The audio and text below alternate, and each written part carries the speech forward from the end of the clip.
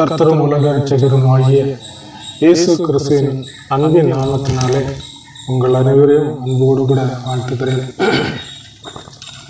ஆண்டவர் உலகத்திலே வாழும்போது நிறைய அற்புதங்களை செய்தார். அது மட்டுமல்ல, தம்முடைய வார்த்தையின் வல்லமையை வெளிப்படுத்தினார். அவருடைய வார்த்தைக்கு வல்லமை இருந்தது. அந்த வார்த்தை அசுத்த ஆவிகளை துரத்தக்கூடியதாக இருந்தது. அந்த அசுத்த ஆவிகள் அவருடைய வார்த்தைக்கு கீழ்ப்படிந்து அது புறப்பட்டு போனார். ஆனால் அந்த நேரத்தில் ஆண்டவர் சொன்ன ஒரே ஒரு காரியத்தை பார்க்கும் பொழுது, மார்க்கு எழுதின சுவிசேஷம் 5ஆம் அதிகாரம் 8ஆம் வசனத்தில் பார்க்க முடிகிறது. ஏனெனில் இயேசு அவனை நோக்கி, அசுத்த ஆவியே, இந்த மனுஷனை விட்டு புறப்பட்டு போ என்று சொல்லியிருந்தார்.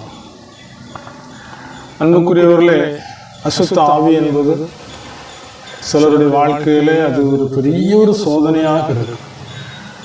அந்த மனிதன் எங்கே குடியிருந்தான் என்று பார்க்கும் பொழுது, கல்லறைகள் இருக்கிற இடத்துல குடியிருந்தான். அவனுடைய குடியிருப்பு கல்லறை தோட்டத்தில் இருந்தது.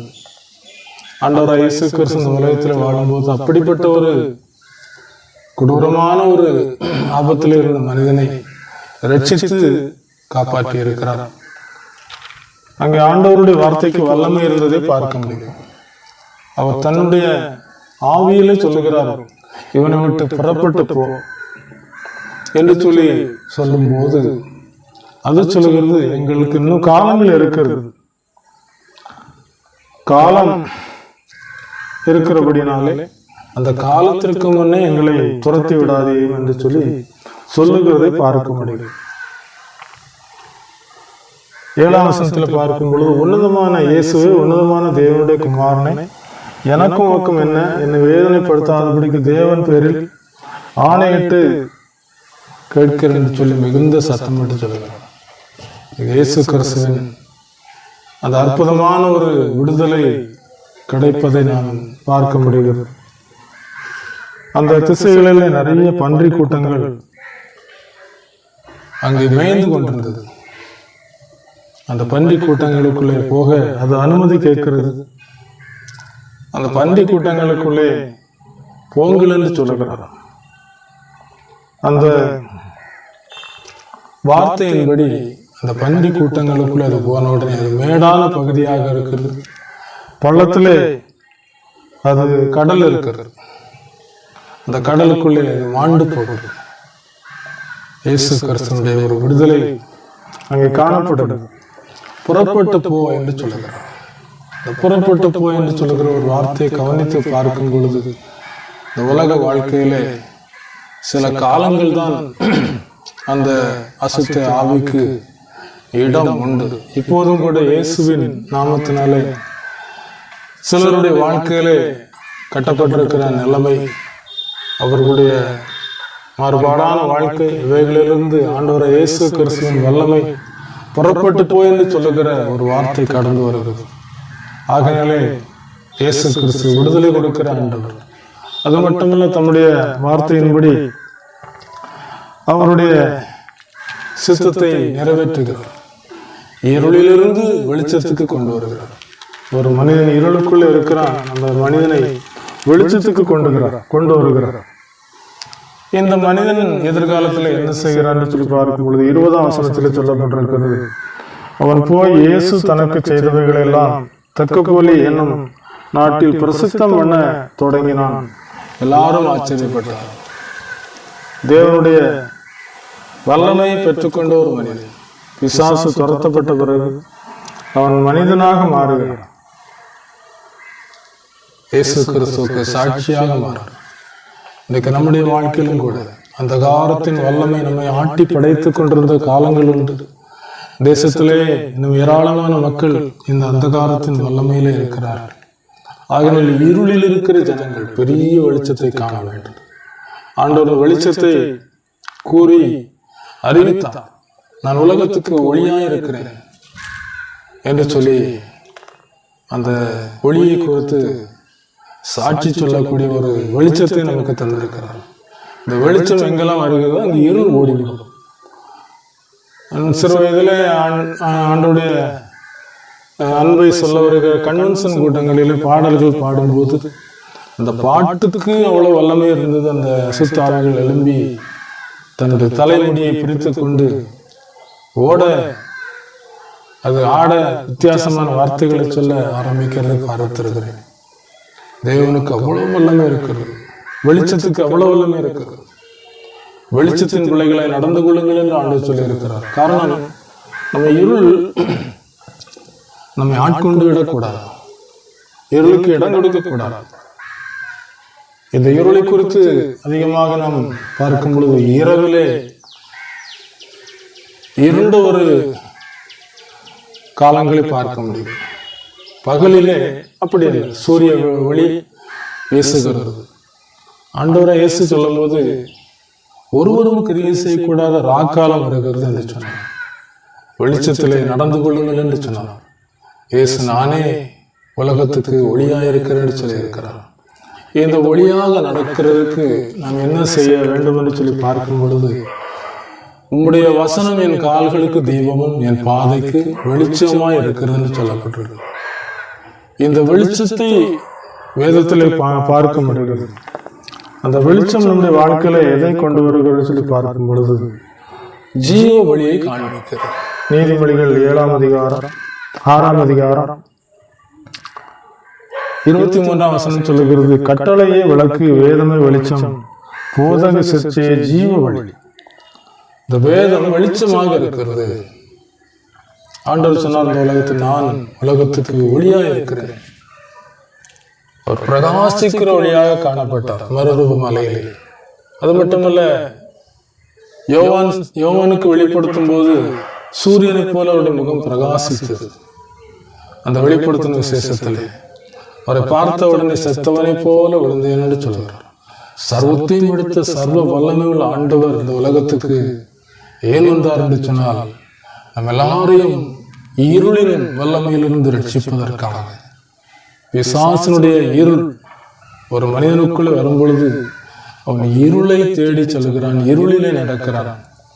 சாதாரணமாக ஒரு மனிதன் ஆரோக்கியமாக நல்ல வீடுகளை கட்டி குடியிருப்பதற்கு ஆண்டவர் ஞானத்தை கொடுத்திருக்கிறார், புத்தியை கொடுத்திருக்கிறார், அறிவு கொடுத்து. ஆனால் இந்த சிந்தித்த மனிதனுடைய வாழ்க்கை எப்படிப்பட்டதாக இருந்து அவன் அசுத்தாவை பிடித்திருந்தபடினால் அவன் கல்லறைகளிலே குடியிருந்தான். சங்கிலிகளினாலே கட்டும்படி முயற்சித்தால் அவனை கட்ட முடியவில்லை. கொடூரமான காரியங்களை செய்கிறவனாக இருந்தான். இருள் என்பது அப்படிப்பட்டதுதான்.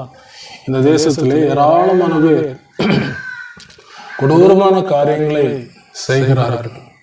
அதற்கு காரணம் என்னவென்று சொன்னால், இருளின் வல்லமைக்குள்ளே இருக்கிறார்கள், இருளுக்குள்ளே இருக்கிறார்கள். ஆனால் உலகத்திலே வெளிச்சம் நமக்கு வேதமாக இருக்கிறது. இந்த வேத புஸ்தகத்தை பார்க்கிற சிந்தை நமக்குள்ளே காணப்படும் போது, அந்த வேதத்தை குறித்து இன்னொரு வசனம் சொல்லுகிறது. சங்கீதம் 19:7 சொல்லப்பட்டிருக்கிறது, கர்த்தருடைய வேதம் குறைவற்றது, ஆத்துமாவை உயிர்ப்பிக்கிறது, கர்த்தருடைய சாட்சி சத்தியமும் பேரை ஞானியாக்கிறதா இருக்கு.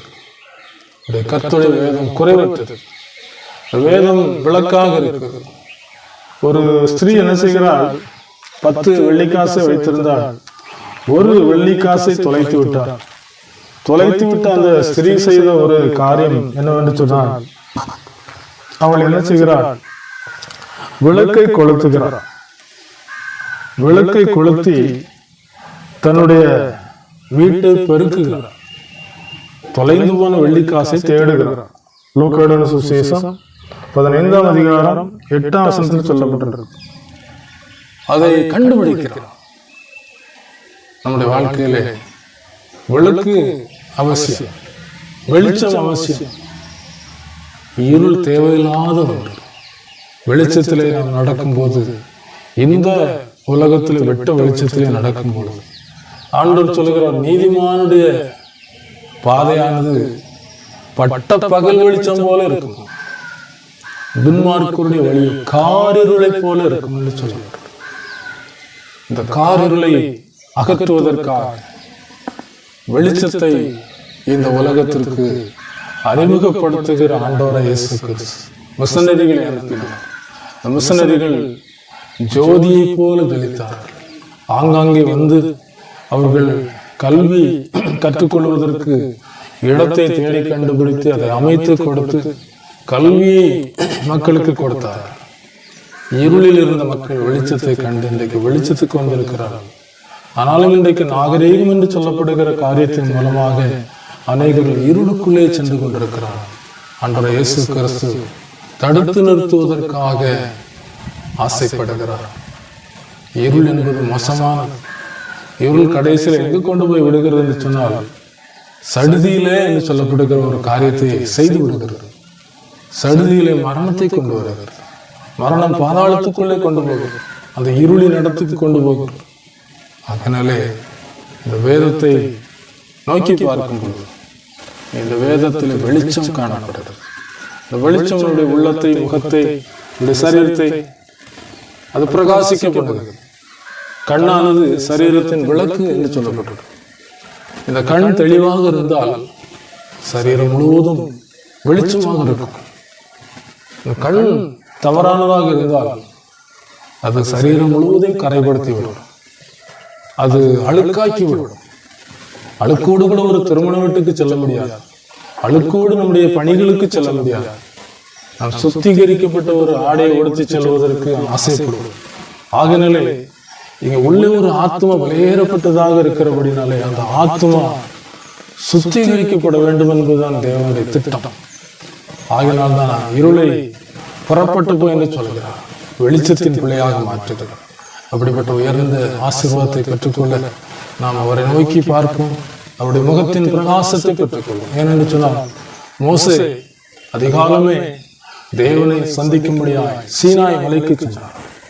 சீனாய் மலையிலே 40 நாள் இருந்து தேவனுடைய பிள்ளைகள் நடப்பதற்கு கட்டளைகள் வாங்கி கொண்டு புறப்பட்டு வந்தார். அவர் தேவனோடு கூட தேவனுடைய வார்த்தைகளை கேட்டுக்கொண்டிருந்தபடினால் அவருடைய முகம் பிரகாசித்தது. ஜனங்கள் மோசையினுடைய முகத்தை பார்க்கும் பொழுது அந்த முகம் பிரகாசமாய் இருந்தது. பார்க்கக்கூடாது இருந்தார். அப்படிப்பட்ட ஒரு வெளிச்சம் தேவனுடைய வழி நமக்கு வெளிச்சத்தை தந்து ஜோதிமயமாய் ஜொலிக்கிற பரலோகத்தில் கொண்டு சேர்க்கிறதாக இருக்கிறது. அதனாலே நாம் வெளிச்சத்திலே நடந்து இந்த வேதத்தை நேசித்து அவருடைய வார்த்தைகளை வாசிக்கும் போது நமக்குள்ளே இந்த வெளிச்சம் குடிகொள்கிறது. அநேகரை இருளின் வல்லமையிலிருந்து இந்த வெளிச்சத்துக்கு கொண்டு வருவதற்கு தேவனை பயன்படுத்துகிறார். அதனால்தான் சொல்லியிருக்கிறோம், மனுஷர்கள் நற்கிரைகளை கண்டு பரலோகத்தில் இருக்கிறவங்க பிதாவை மகிமைப்படுத்தும். உங்கள் வெளிச்சம் அவர்களுக்கு என்பதாக பிரகாசிக்க கிடக்கும். அப்படி பிரகாசிப்பதற்கு அவருடைய வெளிச்சம், அவருடைய ஒளி இதயத்துக்குள்ளே பிரவேசிக்க வேண்டும். அப்படி பிரவேசிக்கும் போது பரிசுத்த ஆவியானவர் இருதயம் முழுவதும் வெளிச்சமாக்குவார். இருள் சுத்தமாக இருக்காது. இப்படிப்பட்ட மேலான கிருபைகளை பெற்றுக் கொள்வதற்காக இந்த வேதத்தை நேசிப்போம். வேதம் குறைவற்றது, அது ஆத்மாவை உயிர்ப்பிக்கிறது. கர்த்தருடைய சாட்சி சத்தியம் உள்ளது. ஜெபிப்போம். எங்களை மிகவும் அதிகமாக நேசித்து பாதுகாத்து நம்முடைய பிள்ளைகளாக நம்முடைய சாயலை தந்து கொண்டிருக்கிற நல்ல ஆண்டவரே, இந்த உலக வாழ்க்கையிலும் பாடுகள் நிறைந்த, கஷ்டங்கள் நிறைந்த, துன்பங்கள் நிறைந்த வாழ்க்கையாக மக்கள் அநேகர் இருந்து ஆண்டவரை வேதனைப்படுகிறார். கர்த்தர் அந்த இருளின் வல்லமை அகற்றிப்படும். சத்துருவின் சகல எல்லா வல்லமைகளையும் முறியடித்து புறப்பட்டு போயின்னு சொல்லி அவர்களுக்கு ஒரு விடுதலை கொடுத்தார். இந்த வேளையில யார் யாரெல்லாம் ஜெபிக்கிறார் அவர்களுடைய வாழ்க்கையில ஒரு வெளிச்சத்தை தான். இருளின் வல்லமை அகன்று போகட்டும். வியாதி துன்பம் மறைந்து போகட்டும். கர்த்தருடைய வல்லமை கடந்து செல்லட்டும். ஒரு ஆசீர்வதிப்பீராக. இயேசுவின் பொற்பாதம் கெஞ்சி முன்னாடி ஜெபித்து கேட்கிறோம் எங்கள் அன்பு நிறைந்த பிதாவே. ஆமென்.